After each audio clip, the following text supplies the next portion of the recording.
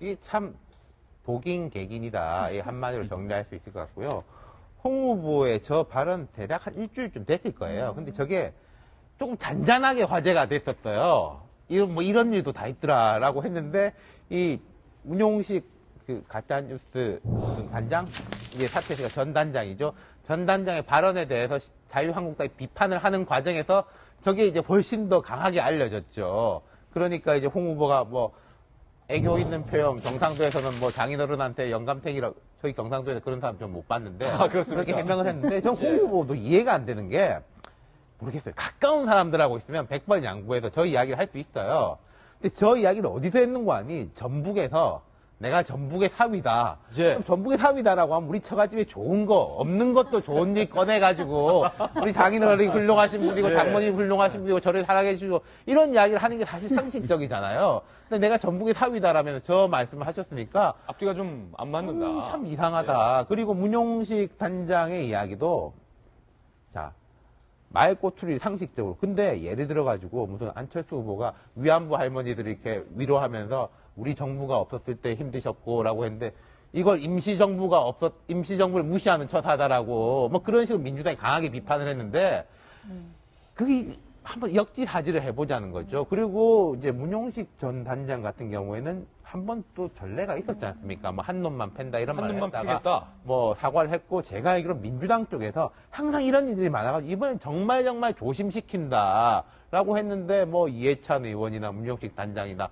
마지막으로 가니까 또 터지네요. 지금 두 후보의 두 분의 안타까운 점에 대해서 지적을 해주셨는데 홍준표 후보의 발언부터 좀 한번 짚어볼게요. 네. 노은지 기자, 홍 후보가 오늘인가요? 페이스북에 이 영감탱이 발언에 대한 해명을 올렸다고요? 네, 그러니까 이게 사실 저 발언이 알려지고 문용식 단장이 사임을 하면서 지금 이제 인터넷 검색창에 들어가 보시면 아마 아직 있을 텐데 홍준표 장인이 검색이 돼요. 실시간 검색어로 오르고 이런 상황이니까 본인이 해명을 했는데 아까 잠깐 언급이 나왔지만 경상도에서 장인어른을 친근하게 부르느라고 뭐 영감쟁이, 영감탱이 이런 표현을 쓴다. 그리고 이제 뭐 이거를 가지고 이제 비난하는 민주당 작태가 한심하다라고 하면서 결국 장인 장모를 돌아가신 뒤에 모신 건 나다 이렇게 얘기를 썼는데. 사실 홍준표 후보가 좀 거침없이 표현을 하잖아요. 조심시킨다고 했는데도 안 되니까 그냥 다 풀어놓으니까 이거를 뭐 좀 미담이 될 수도 있을 법한 얘기를 보면은 뒷얘기 사실 이거 뭐 장인 장모 결국은 내가 그래도 모셨다 이 얘기는 하지 않고 영감탱이 용돈 안 줬다 뭐 이런 얘기만 하잖아요. 근데 사실은 이게 어떤 면에서는 일단 홍준표 후보가 안 해도 될 말을 해서 조금 뭔가 논란을 키울 만한 불씨를 던지는 이런 후보가 아닌가 이런 생각을 좀 하게 합니다. 홍 후보는 일단 오늘 영감탱이라는 표현은 애정이 담긴 경상도식 애칭이다라고 해명을 했다는 건데 문용식 단장이 물러났는데 김병민 의원님 문용식 전 단장인데 전 단장의 해명도 저희가 균형 차원에 소개를 해드렸습니다. PK 유권자를 향해서 패륜 집단으로 한 것이 아니다. 홍준표 후보를 향해서 한 것이다라고 해명을 했는데 전에 문용식 단장이 올렸던 글 한번 다시 볼까요? 김병민 의원님. 처음 패륜 집단이라는 표현이 어떻습니까? 좀 오해 소지가 있습니까? 패륜 집단의 결집이라는 표현을 썼기 때문에 이 글을 보게 되면 당연히 홍준표 후보를 지지하는 사람들이 결집하고 있는 것들이 이제 패륜 집단이라고 몰아세웠다라고 오해하기 충분한 소지가 있는 거죠. 그렇기 때문에 본인도 글을 바꾼 것 아니겠습니까? 그러니까 저는 어젠가 그제였나요? 더불어민주당 문재인 후보 캠프에서 마지막 막판 몸조심하자고 SNS에 자제령을 내렸어요. 사람까지 항상 위험인물 있지 않습니까? 손혜원 의원, 그리고 또 이제 표창원 의원, 또 나오게 되는 여러 의원들이 있기 때문에 특별히 몸조심하자라고 SNS 자제령까지 내렸는데 이와 같은 일이 일어났다는 게 더불어민주당 캠프 입장에서 굉장히 좀 당혹스러울 거고요. 저는 문재인 후보 입장에서 이번 대통령 선거에서 가장 마지막까지 집중해야 되는 곳 중에 하나가 PK라고 보거든요.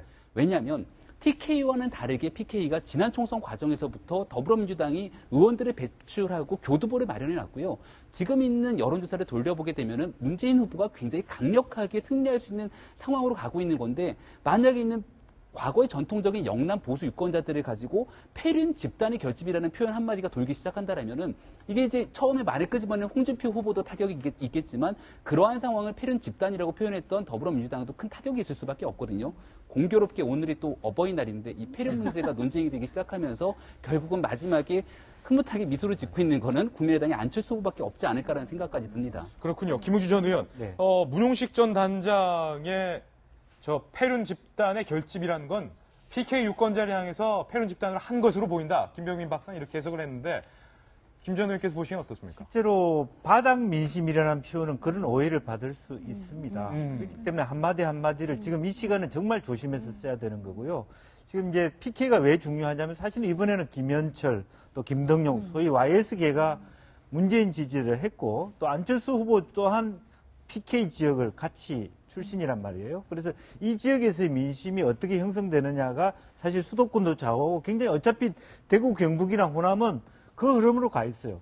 또 홍 후보 입장에서 호남은 이미 제껴놨다고 보는, 저 본인은 10%만 달라고만 얘기할 정도고 그렇기 때문에 TK를 제외하고는 PK가 어떻게 돌아가느냐가 상당히 이번 대선에서 중요한데 저러한 하나의 어떤 그 책임자의 어떤 무책임함 또 어떤 그런 실수들이 굉장히 크게 말하자면 오인이 될 수 있죠. 큰 그 대선판을 문재인 캠프 입장에서는 악재가 될 수 있다고 보여집니다.